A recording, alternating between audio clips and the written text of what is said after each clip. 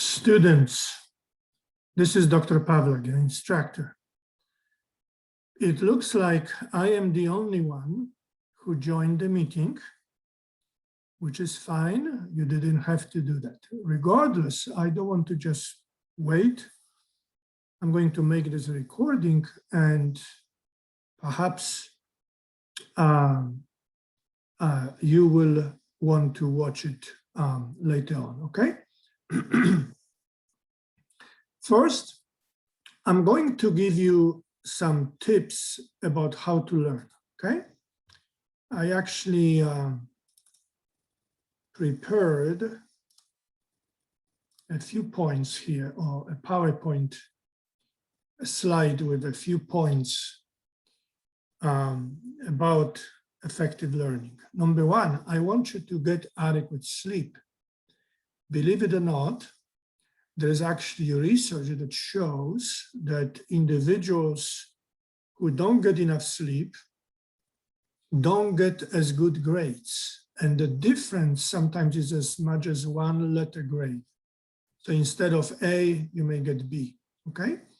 Not only adequate in terms of the length, most adults should get somewhere between 7 and 8 hours of sleep, but also when you sleep. And so there's also research that showed that in comparison to adults who slept from 10 p.m. until 6 a.m. regularly, that was their habit, those who slept equal amount of time, 8 hours, but slept from 2 a.m. until 10 a.m., did not get as good grades. You see, so not only the quantity or number of hours of sleep, but also when we sleep, okay? We are programmed as human beings to sleep at certain time periods and also for certain amounts of time. And science tells us that the most important part of our sleep is actually the first couple of hours or so, okay? So say between 10 and midnight or something like that, right? That's number one. Number two, stay physically active. When we do that, we have better circulation, our brain is refreshed, it works better, and so we are more efficient. We can study faster, memorize faster, and again, we have studies to show that better grades can be achieved, okay? Every other week, do something fun, at least, maybe perhaps every week. Get away maybe, or go to a nature park or something to that effect, okay? That again helps us to refresh our brain and refocus, and we are then more efficient in studying. And I believe this is even more important for condensed semesters, such as this one, which is only 5 weeks in comparison to regular semesters that I teach, which are 15 weeks, you see, okay? Now, specifically regarding studying the information that is communicated to you, whether through my lectures or through the reading of the course book. Number one, study regularly, not just before an exam. Maybe I should even start somewhere else. And that is, even though you can access my lectures at any period of time, really, from the beginning of the week until toward the end of the week when it is time to take the exam, spread yourself. So perhaps you only watch maybe 3 lectures or so on a given day. Okay, and then also review after you watch the lectures, review these lectures regularly, each day, not just say on Friday or Saturday or Sunday, just before you take the exam, okay? Another one, do not miss a quiz, number one, and number two, get 100 on each quiz. If you miss the quiz, that's just the silliest possible way to reduce your grade, okay? Secondly, I wonder if you have read it. I did not mention this in my introductory video or welcome video, but you have 3 attempts for each quiz, not just 1, but 3 attempts. And that information is in the syllabus if you read it. And so if you didn't get 100% on your first attempt, you can always retake that quiz. I'm not concerned that you get 100% the first time you take it, but that you get 100%, whether that will be the second time or during the third time as you take it, okay? I noticed all of you received 100 on your first quiz, but then for the second quiz, I can remember now, at least 3 of you received something less than 100. And again, that's a silly way really to reduce your grade. So if you didn't get, if you only got 80 or 90, you can always retake it. Remember, the highest grade will be counted. So if you take it the second time and you got 70, but the first time you got 90, that 90 will count toward your final grade. You see, okay? Complete the assignment ahead of time, rather than, again, a day or so, a couple of days before the deadline. Now, you shouldn't be working on the assignment quite yet, because, or unless you have already reviewed my lecture on, what do you call it, on my plate, okay, and perhaps also about nutrition research, and you are familiar with the diet history type of thing, then yes, by all means, you could already work on it, or at least then for now, you should already, or you could already read the instructions, but complete it ahead of time. And then if you do that, you have time to actually read what you read, you see, what you wrote rather in the assignment. I find, and I've been doing this for 20 years, that oftentimes I can quite precisely tell which student read the assignment that he or she wrote before submitting it, and which student didn't, because there are typos and things of that nature in assignments submitted by students who simply did not read what they wrote, okay? So you have time to review, maybe correct something, and make that assignment worth more than otherwise it would, you see, okay? Excuse me. The last one, create a study guide based on each lecture, okay? Create a study guide with the information that I share with you in the lectures. That would help you then to study. You could utilize that study guide to study from, okay? Another thing I want to mention, I don't have it on the slide, but I want to mention that you already likely noticed that the course pack includes some words that are in bold, okay? And you need to pay attention to these words. You need to be familiar with this, okay? So for example, celiac disease, right? You know, you have to be able to define or describe what's celiac disease. And there are many others, refined or fortified, you know, many others. When you look through even the first couple of chapters, you have quite a few of them, okay? Again, the exam is based not just on my lectures and not just on the course pack, but on both, okay? And so be familiar with the information in tables, in graphs, and the bold terms or words in the course pack, whether if they deal with definitions or description, whatever that might be, you see, okay? So that's the tips. Hopefully this was at least somewhat helpful. Let's see if I can restore the, okay, how do I restore?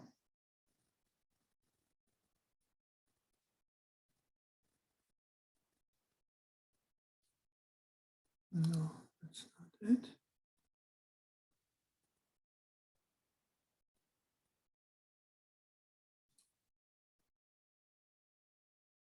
Let me close this. Okay, there we go. Okay. And again, I only see myself being on it. So let me quickly click on some documents, or at least view here some documents. Yeah, that's pretty much all I wanted to share with you at this point of time. Again, keep in mind the deadlines, whether for the exam, for the quizzes, okay, for the assignments, okay? Thus far, I have not received any emails from any of you. I am assuming that everything is clear. And I'm also assuming that you are enjoying the material, okay? I am excited about nutrition, studying, practicing it in my whole life in terms of what I eat and what I don't eat, okay? And I'm hoping that what you are learning again will be something that you will be utilizing also in your own lives. You know, when you think of it, some of the examples I gave you when I talked about the principles of nutrition, for example, when you switch from refined to whole grain products, how the intake of fiber would increase, okay, or how the intake of magnesium would increase. These are just some examples. We can give many examples. Vitamin E, for example. We can mention fiber and things of that nature.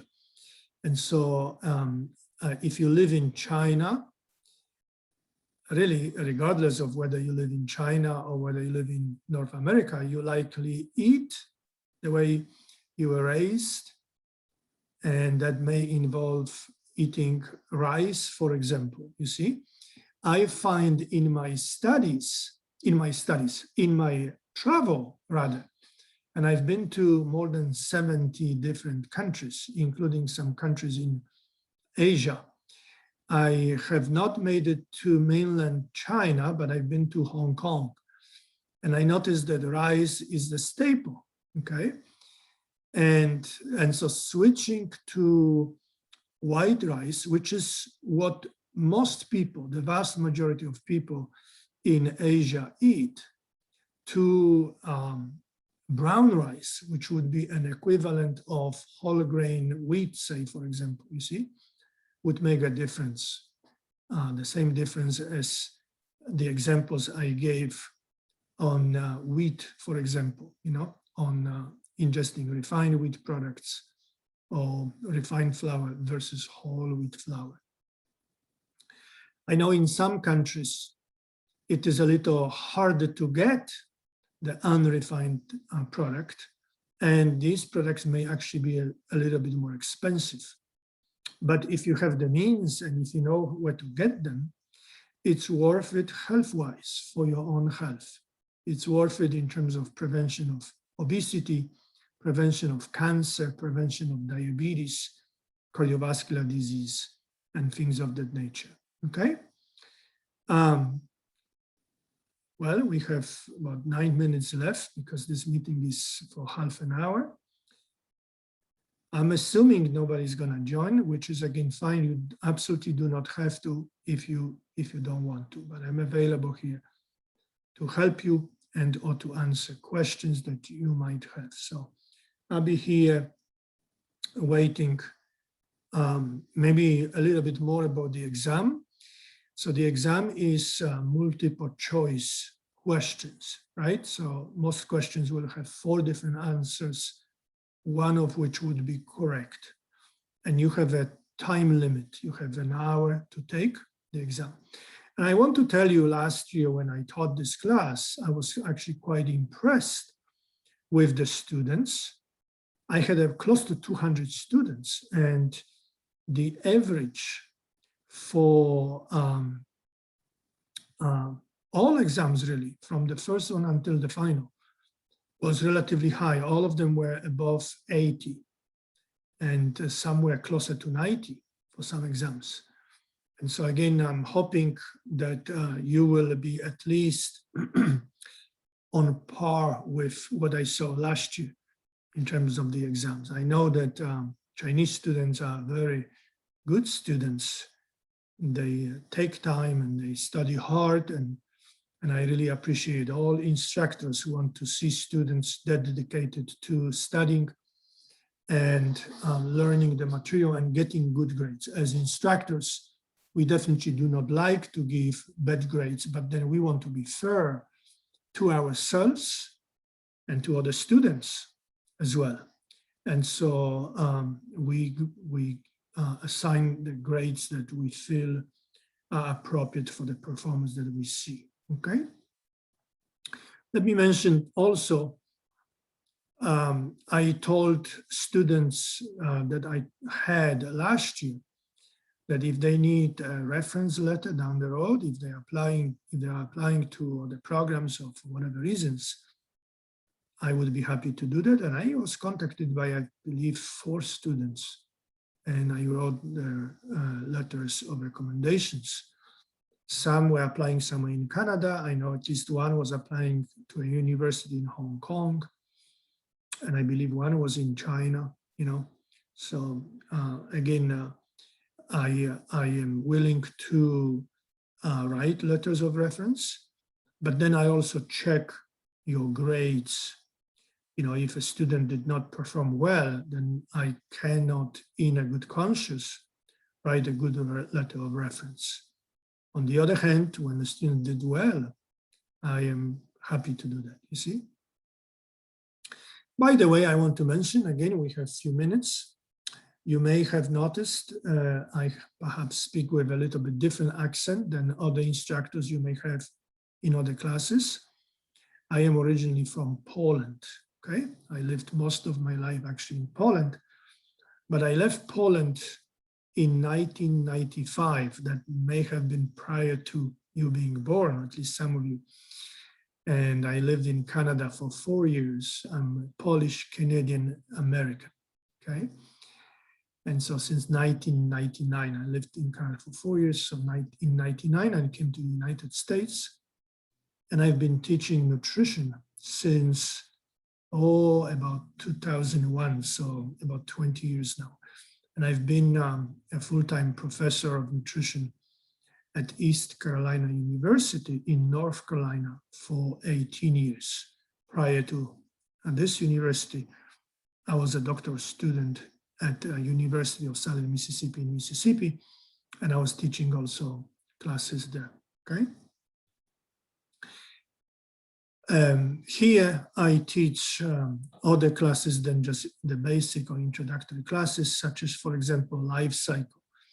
Part of this course actually involves some information about the life cycle nutrition. Life cycle means information important in different stages of life, from preconception through pregnancy, lactation, infancy, childhood, adolescence, adults, older adults, elderly, all through centenarians. Centenarians are individuals who live past 100 years, okay? I also teach special topics, and I focus on vegetarian nutrition. The vegetarian movement or diet is on the rise in many parts of the world, including the United States, many countries in Europe.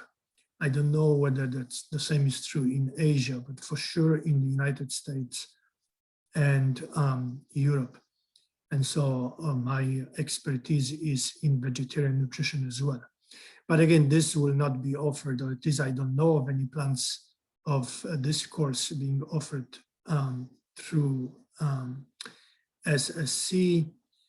But this is the course that I'm teaching here as part of my full-time job at East Carolina University, okay? My area of expertise actually includes vegetarian diets and vitamin B12, and that's what I do research on.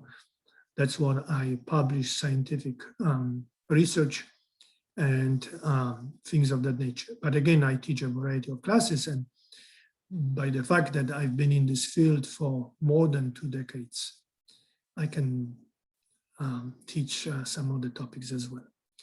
Well, look, it's almost the half an hour, it's almost up.